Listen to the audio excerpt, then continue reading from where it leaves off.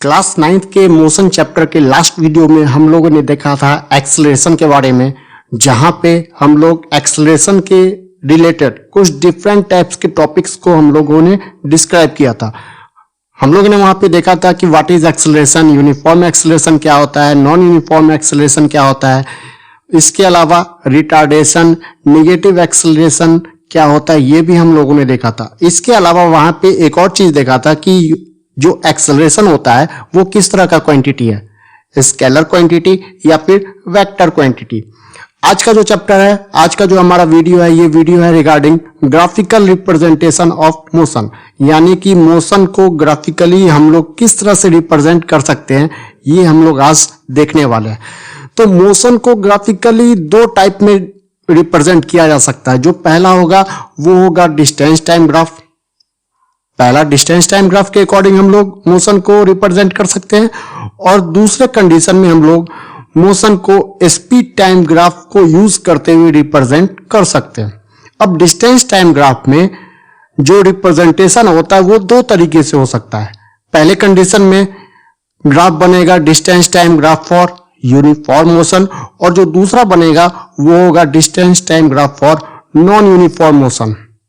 Speed time graph में जो पहला केस होगा वो होगा speed time graph for constant speed, दूसरा होगा speed time graph for uniform acceleration. Third condition speed time graph for non uniform retardation, और speed time graph for uniform retardation, और जो चौथा होगा वो होगा speed time graph for non uniform acceleration. तो कुल मिलाकर के 6 ग्राफ को आज हम लोग देखने वाले हैं कि मोशन को इन 6 ग्राफ को यूज करते हुए किस तरह से रिप्रेजेंट किया जा सकता है। तो सबसे पहला जो हमारा है वो है डिस्टेंस टाइम ग्राफ। तो पहला टॉपिक जो हमारा है वो लिखते हैं डिस्टेंस टाइम ग्राफ।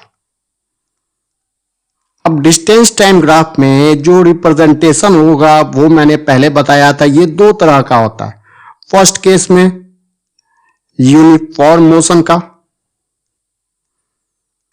और जो सेकंड केस होगा वो होगा नॉन यूनिफॉर्म मोशन का।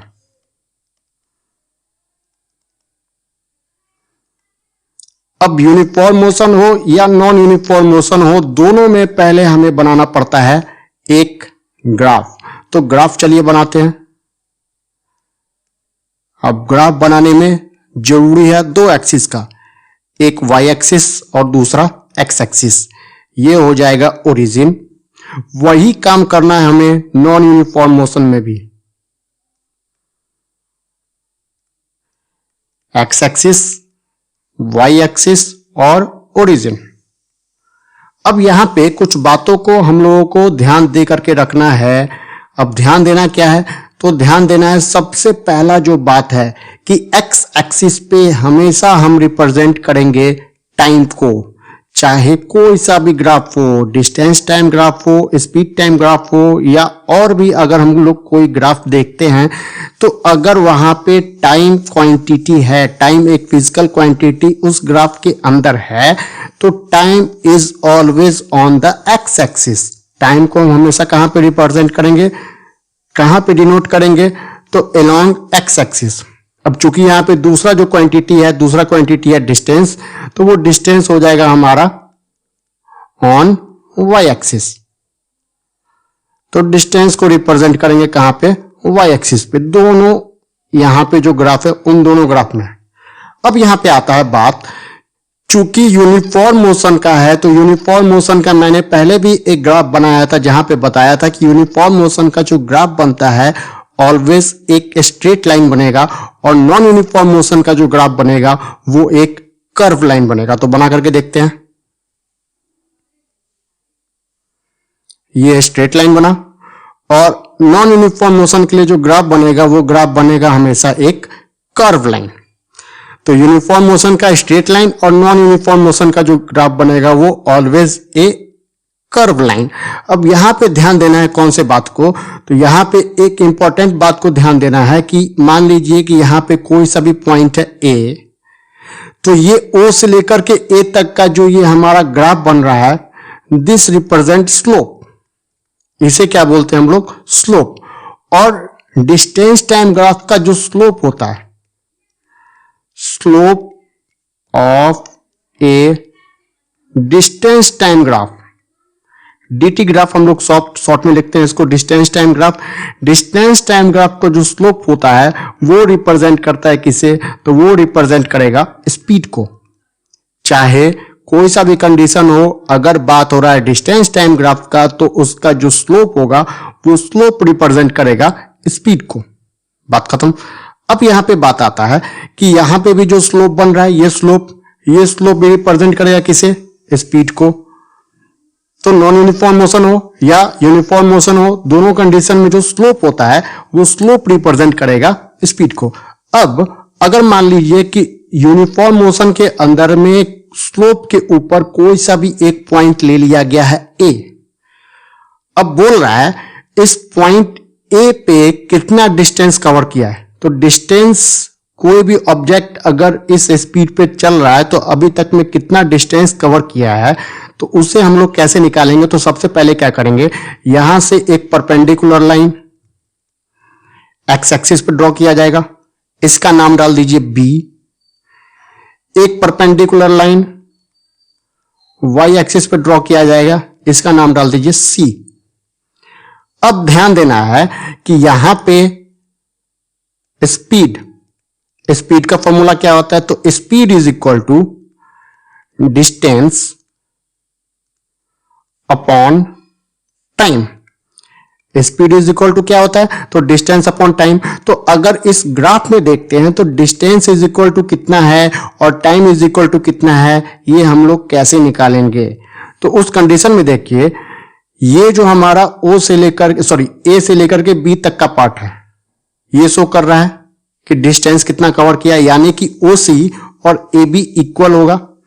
तो ये शो कर रहा है कि डिस्टेंस ऑब्जेक्ट ने कितना कवर किया है। तो इस कंडीशन में हम लोग यहां पे लिख सकते हैं कितना, distance is equal to AB, distance is equal to AB। और टाइम कितना लिया है, तो टाइम यहां पे O से लेकर के B तक का टाइम कितना ले रहा है, तो O से B तक। तो यहां पे लिख देंगे time is equal to OB। तो जो यहां पे हम लोगों ने इक्वेशन लिखा था, speed is equal to distance, तो डिस्टेंस की जगह पे AB और टाइम की जगह पे OB। तो speed is equal to AB upon OB। अब इससे पहले हम लोग बता रहे थे कि ये जो स्लोप है, O से लेकर के ये जो स्लोप निकल रहा है, ये स्ट्रेट लाइन क्या रिप्रेजेंट कर रहा है, तो ये रिप्रेजेंट कर रहा है एक स्पीड को, यानी कि यूनिफॉर्म मोशन का जो स्लोप बनेगा वो रिप्रेजेंट करेगा किसे, तो एक स्पीड को। अब बात यहां पे ये है कि ये जो पार्ट है ए, हम लोग कहां तक का बात कर रहे हैं, इस ए तक का बात कर रहे हैं। तो O से लेकर के ए तक हमारा क्या हो गया, वो स्पीड हो गया। तो स्पीड को हम लोग क्या लिख सकते हैं, OA। तो OA is equal to AB upon OB।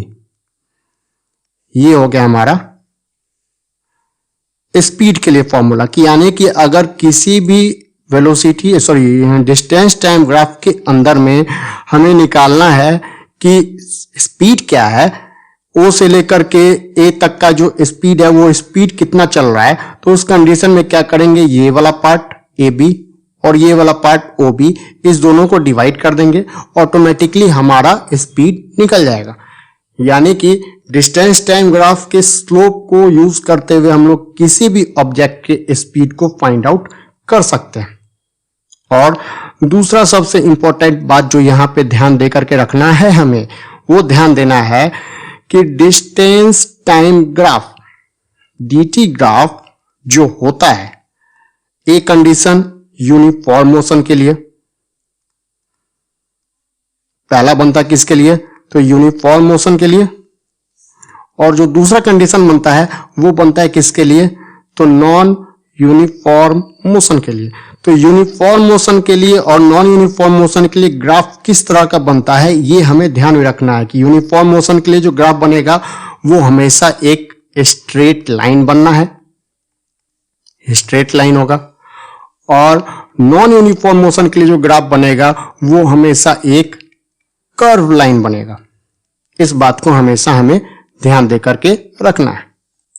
तो अभी तक में हम लोगों ने डिस्टेंस टाइम ग्राफ देख लिया यूनिफॉर्म और नॉन यूनिफॉर्म मोशन के लिए। तो अब डिस्टेंस टाइम ग्राफ के बाद हम लोग आगे बढ़ेंगे किस पे, तो दूसरा होगा हमारा speed time graph.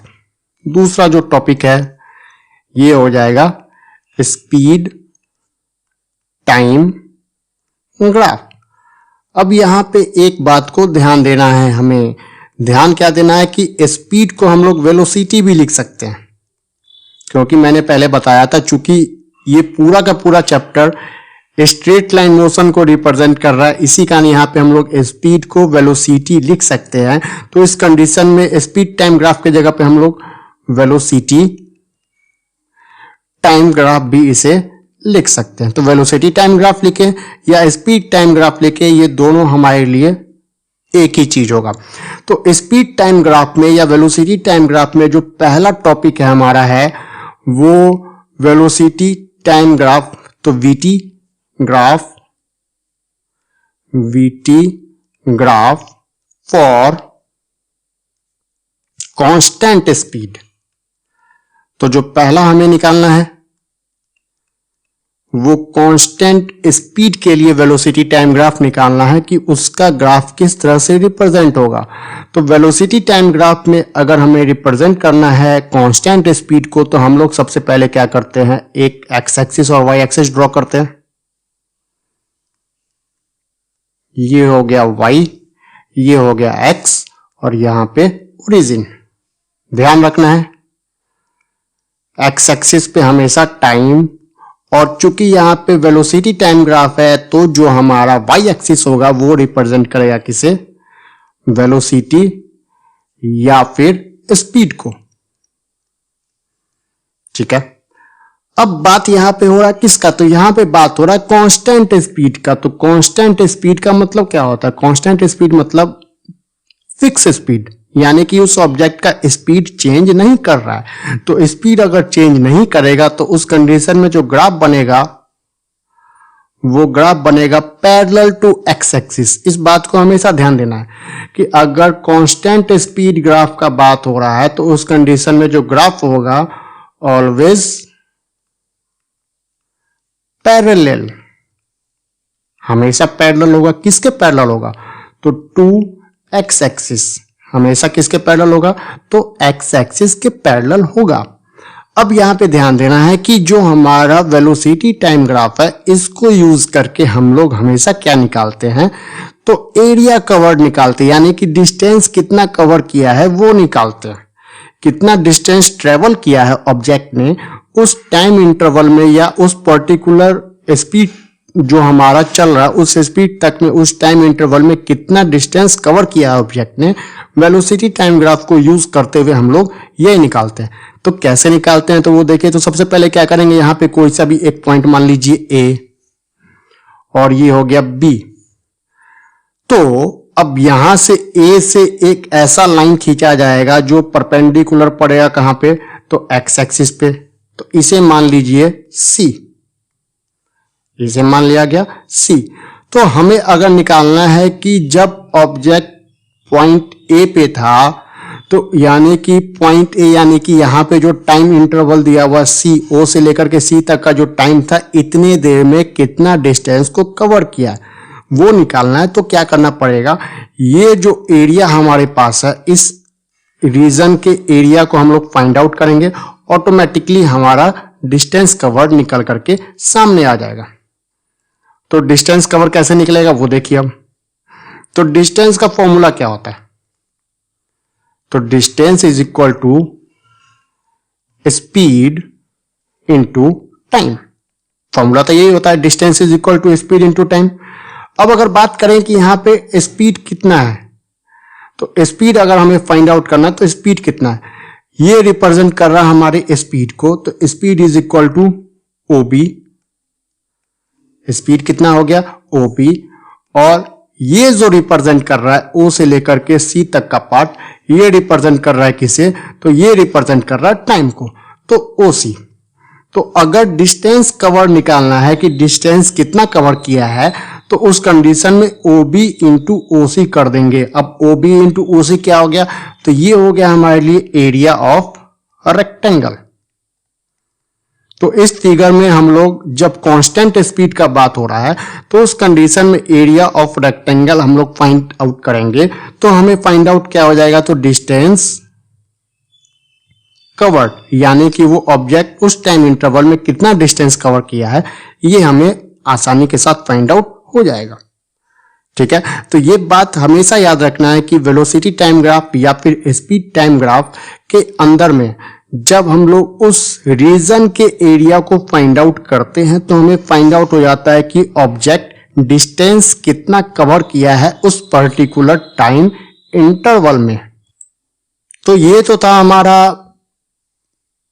Velocity time graph for constant speed. अब कांस्टेंट स्पीड के बाद हम लोग फिर से एक पॉइंट आगे बढ़ेंगे और जो हमारा नेक्स्ट टॉपिक होगा वो नेक्स्ट टॉपिक होगा क्या, तो वो नेक्स्ट टॉपिक होगा speed time graph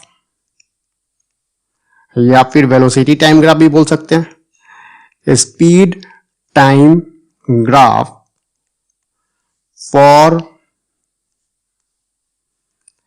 uniform acceleration. अब यूनिफॉर्म एक्सेलरेशन के लिए हम लोगों को निकालना है क्या कि स्पीड टाइम ग्राफ क्या होगा। तो इस कंडीशन में हम लोग सबसे पहले क्या करेंगे, चूंकि यूनिफॉर्म एक्सेलरेशन का बात हो रहा है, यूनिफॉर्म का बात हो रहा है और यहाँ पे स्पीड टाइम ग्राफ का बात हो रहा है, तो सबसे पहले क्या करेंगे, हम लोग एक ग्राफ बनाते हैं। तो ग्राफ बनाएंगे तो सबसे पहले तो एक्स एक्सिस और वाई एक्सिस चाहिए हमें, एक्स वाई, और ये हो गया ओरिजिन। एक्स एक्सिस पे हमेशा क्या रिप्रेजेंट होगा, टाइम। वाई एक्सिस पे हमेशा क्या रिप्रेजेंट होगा, चूंकि स्पीड टाइम ग्राफ है तो वेलोसिटी या स्पीड हम लोग लिख सकते हैं। अब बात हो रहा है यहाँ पे किसका, तो यूनिफॉर्म एक्सेलरेशन का बात हो रहा है। मैंने बताया था पहले भी कि यूनिफॉर्म शब्द जैसे ही आएगा, यूनिफॉर्म वर्ड जैसे ही यहाँ पे कहीं पे भी रिप्रेजेंट होगा तो उसका जो ग्राफ होगा वो हमेशा एक स्ट्रेट लाइन बनना है, चाहे कोई सा भी कंडीशन हो। अगर यूनिफॉर्म वर्ड वहां पे आ गया तो उस कंडीशन में जो ग्राफ बनेगा वो हमेशा एक स्ट्रेट लाइन होगा। अब यहां पे बात आता है कि ये जो हमारा स्लोप है, वेलोसिटी टाइम ग्राफ का जो स्लोप होता है ये रिप्रेजेंट करता है एक्सेलरेशन को। वेलोसिटी टाइम ग्राफ का जो स्लोप होगा वो स्लोप किसे रिप्रेजेंट करेगा, तो एक्सेलरेशन को रिप्रेजेंट करेगा। ये बात तो पूरी तरह से क्लियर है। अब मान लीजिए कि इस स्लोप पे कहीं से भी एक पॉइंट हम लोग डाल लेते हैं ए, और यहां से एक परपेंडिकुलर ड्रॉ कर दिए हम लोग एक्स एक्सिस पे, और जिसका नाम डाल दिया हम लोगों ने बी, और यहां से वाई एक्सिस पे एक परपेंडिकुलर ड्रॉ कर दिया और इसका नाम लिख दिया सी। ठीक है, अब एक्सेलरेशन का फॉर्मूला क्या होता है, acceleration is equal to v minus u upon t. ठीक है, v minus u upon t यानी कि final velocity minus initial velocity upon time. अब इस ग्राफ को अगर हम लोग देखें तो फाइनल वेलोसिटी क्या है, तो हम लोग पहुंच कहां तक रहे हैं, ए तक पहुंच रहे हैं, तो उस कंडीशन में फाइनल वेलोसिटी क्या हो जाएगा, 0 से लेकर के सी तक का पार्ट, ये हो गया मेरे लिए क्या चीज, फाइनल वेलोसिटी। तो ओसी लिखें या फिर ए बी लिखें, दोनों मेरे लिए क्या चीज है, सेम है। तो फाइनल वेलोसिटी की जगह पे हम लोग लिख देंगे एपी माइनस इनिशियल वेलोसिटी क्या होगा, तो स्टार्ट कहां से हो रहा है, स्टार्ट तो हो रहा है ओ यानी कि 0 से, तो उस कंडीशन में इनिशियल वेलोसिटी क्या हो गया, 0 अपॉन टाइम। अब टाइम कहां से कहां जा रहा है, तो ओ से लेकर के बी तक का हमारा ये टाइम है, तो ये हो गया मेरा ओ बी। ठीक है, अब ए बी में से 0 माइनस होगा तो क्या बचेगा, ए बी ही बचेगा, क्योंकि 0 को माइनस करने का कोई फर्क पड़ना नहीं है, अपॉन ओ बी, और ये मेरे पास है क्या चीज, तो एक्सेलरेशन। अभी मैंने बताया था कि जो भी वेलोसिटी टाइम ग्राफ है उसका स्लोप किस चीज को रिप्रेजेंट करता है, तो उसका स्लोप रिप्रेजेंट करता है एक्सेलरेशन को। और यहां पे बात हो रहा है किसका, तो यहां पे बात हो रहा है ओ से लेकर के ए तक का पार्ट का। तो ओ ए यानी कि acceleration is equal to A B upon O B, acceleration निकालना है। तो ओ ए जो हमारा एक्सेलरेशन है उस ओ ए को निकालने के लिए A B upon O B कर देंगे, हमारा एक्सेलरेशन फाइंड आउट होकर के निकल जाएगा। तो ये तो बात हो गया। अब यहां पे बात अगर होता है कि डिस्टेंस कितना कवर किया ऑब्जेक्ट ने, कि ऑब्जेक्ट जब पॉइंट ए पे था तो उस कंडीशन में डिस्टेंस कितना ट्रेवल किया, तो डिस्टेंस इज इक्वल टू, अब यहां पे ये जो फिगर बन रहा है ये फिगर किस तरह का बन रहा है, ये फिगर हम लोगों को ध्यान देना कि ये जो फिगर बन रहा है ये फिगर किस तरह का बन रहा है, तो ये फिगर एक तरह का रेक्टेंगल सॉरी ट्रायंगल है। तो एरिया ऑफ ट्रायंगल, तो एरिया ऑफ ट्रायंगल क्या होता है, तो area of triangle is equal to 1/2 into base into height, तो 1/2। अब यहां पे बेस कितना है ये बात ध्यान दो कि यहां पे इस कंडीशन में अगर हम लोग बेस देखें तो ये बेस हमारा क्या है OB, और हाइट कितना है तो AB। तो ये लिख देंगे हम लोग base is equal to AB और height is equal to, sorry उल्टा हो गया, ये base is equal to OB और height is equal to AB। तो डिस्टेंस कितना कवर किया उसके लिए हमें क्या निकालना पड़ेगा, एरिया ऑफ ट्रायंगल। तो ये तो सारा बात था हमारे लिए किस चीज का, तो ये बात हो रहा था वेलोसिटी टाइम ग्राफ के अंदर में यूनिफॉर्म एक्सेलरेशन का। अब जब बात हो यूनिफॉर्म रिटार्डेशन का, यानी कि next topic speed time graph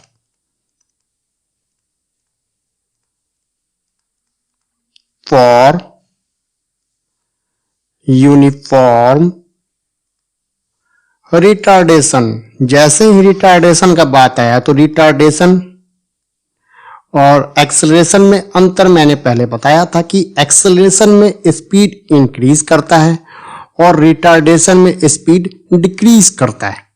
तो यहां पे सबसे पहले क्या करेंगे, एक ग्राफ बनाते हैं, ये x, ये y और ये ओरिजिन। तो स्पीड डिक्रीज करेगा तो कुछ इस तरह से डिक्रीज करेगा, ऊपर से नीचे की तरफ आएगा, ठीक है। तो जब कभी भी यूनिफॉर्म रिटार्डेशन का ग्राफ बनेगा तो ऐसा ग्राफ बनेगा जहां पे एक्स एक्सिस रिप्रेजेंट करेगा टाइम को और वाई एक्सिस रिप्रेजेंट करेगा स्पीड को, और ग्राफ बनेगा ऊपर से नीचे की तरफ। तो ये हो गया हमारा ग्राफ फॉर यूनिफॉर्म रिटार्डेशन। यहां पे भी अगर हमें डिस्टेंस कवर निकालना है कि ऑब्जेक्ट ने इस टाइम इंटरवल में कितना डिस्टेंस कवर किया है, तो डिस्टेंस कवर्ड कैसे निकालेंगे, तो उसके लिए फॉर्मूला क्या होता है। अब फॉर्मूला कैसे निकालेंगे तो वो हमें ध्यान देना है। ध्यान किस बात का तो देना है, तो ध्यान देना है कि ये जो हमारा रीजन है, ये जो ट्रायंगुलर रीजन है, इसका एरिया निकालना पड़ेगा, तो डिस्टेंस कवर्ड हमें फाइंड आउट हो जाएगा। यानी कि distance covered is equal to area of triangle, और ट्रायंगल का एरिया क्या हुआ, तो 1/2 इंटू बेस इंटू हाइट। यहां पे नाम डाल दीजिए आप, इसका नाम डाल दीजिए A और यहां पे नाम डाल दीजिए B। तो बेस कितना हो गया, तो बेस हो गया O से लेकर के A तक OA, और हाइट कितना हो गया, तो O से लेकर के B तक, तो OB। तो ये रीजन का एरिया निकालिए, आपको फाइंड आउट हो जाएगा डिस्टेंस कवर्ड। और जो सबसे लास्ट टॉपिक हमारे पास है वो लास्ट टॉपिक है speed time graph, speed time graph. किसके लिए, तो for non uniform acceleration, non uniform acceleration. अब नॉन यूनिफॉर्म एक्सेलरेशन का डिस्टेंस टाइम ग्राफ कैसे बनेगा, तो सबसे पहले तो ग्राफ ड्रॉ कीजिए, x axis, y axis. Y axis represent करेगा स्पीड को, ये हो जाएगा ओरिजिन, और एक्स एक्सिस रिप्रेजेंट करेगा किसे, तो टाइम को। जैसे ही नॉन यूनिफॉर्म का बात आएगा तो जो ग्राफ बनेगा वो ग्राफ हमेशा कैसा बनेगा, तो एक कर्व लाइन बनेगा। यूनिफॉर्म एक्सेलरेशन का बात होगा तो स्ट्रेट लाइन, और नॉन यूनिफॉर्म एक्सेलरेशन का बात होगा तो एक कर्व लाइन बनना। तो इस तरह से ग्राफिकल रिप्रेजेंटेशन ऑफ मोशन हमारा यहाँ पे 6 का 6 ग्राफ मैंने खत्म किया। किसी भी तरह का प्रॉब्लम मुझे लगता है कि नहीं होना चाहिए। आगे हम लोग देखेंगे, जो आगे का वीडियो आएगा उसमें हम लोग देखेंगे ग्राफिकली हम लोग इक्वेशन ऑफ मोशन को किस तरह से डिराइव करते हैं। इक्वेशन ऑफ मोशन 3 होता है। अब इक्वेशन ऑफ मोशन का बात जहां तक है तो इक्वेशन ऑफ मोशन 3 टाइप का होता है। पहला होता है v is equal to u plus a t, दूसरा होता है s is equal to u t plus half a t square, और जो थर्ड होता है वो थर्ड होता है b square is equal to u square plus 2as। ये 3 इक्वेशन को किस तरह से ग्राफिकली डिराइव किया जाएगा ये देखेंगे हम लोग अपने नेक्स्ट वीडियो में। अभी के लिए धन्यवाद।